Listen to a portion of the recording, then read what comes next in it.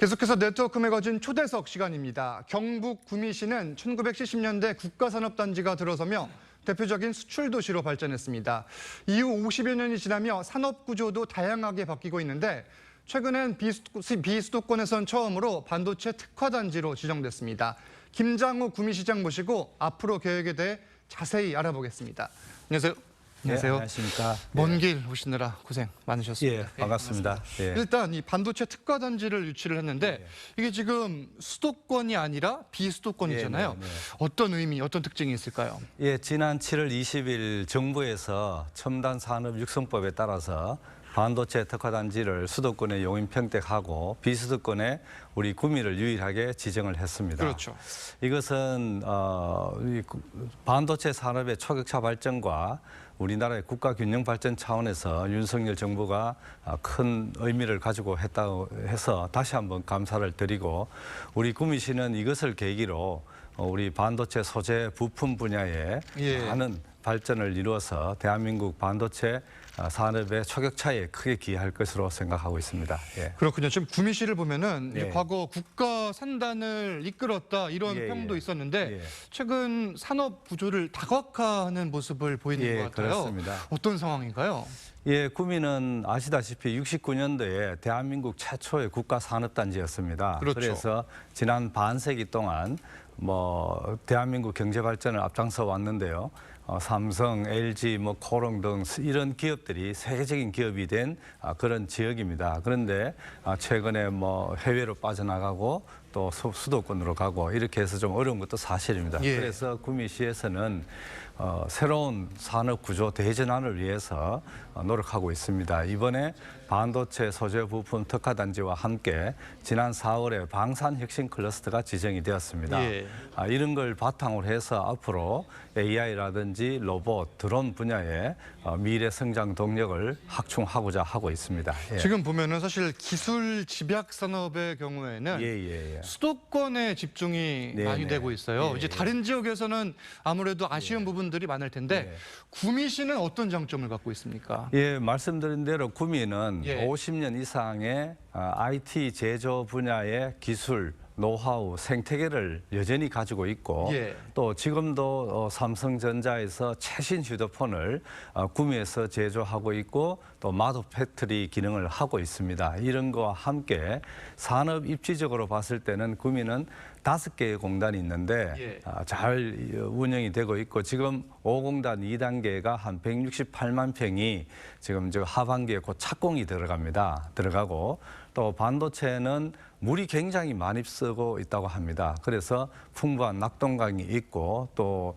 안정적인 전력이 공급이 가능합니다. 구미는 천연가스 발전소가 바로 인근에 있어서 철탑을 세운다든지 이런 게 필요가 없다는 말씀을 드리고 또 향후에 대구 경북 신공항이 구미 옆에 바로 10km 인근에 들어서게 됩니다. 그래서 앞으로 항공 물류에서도 큰 이점이 있을 거로 보고 있습니다. 지금 보니까 에너지 센터를 완공하면 추가 전력 생산도 가능한 상황이라고 또 들었고 지금 사실 지자체들마다 저출생, 인구 감소, 소멸 위기를 겪고 있는데 구미시도 비슷한 상황입니까? 어떻습니까? 예, 구미는 한때 전국에서 가장 젊은 도시였습니다. 최근에 타 도시와 마찬가지로 저출산 청년 인구가 좀 줄고 있는 것도 사실인데요.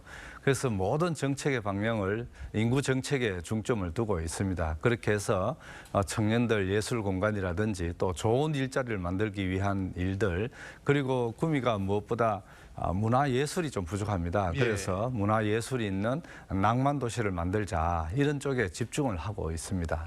여기에 또 사람들이 구미를 또 많이 찾고 이제 살고 계시는 주민분들이 만족감을 얻기 위해서는 문화 분야, 체육 분야에도 노력을 많이 하고 계실 것 같아요. 어떻습니까? 예, 구미는 이제 산업도시이기 때문에 조금 이제 회색 도시라는 이미지가 있었습니다. 아무래도 그렇죠. 그래서 민선 8기 이후에 구미를 문화와 예술이 흐르는 낭만 도시를 만들자 이런 목표를 가지고 지금 캠핑장이라든지 그다음에 야외 무대 이런 거를 통해서 스포츠, 레저, 문화시설을 대대적으로 확충을 하고 있고요.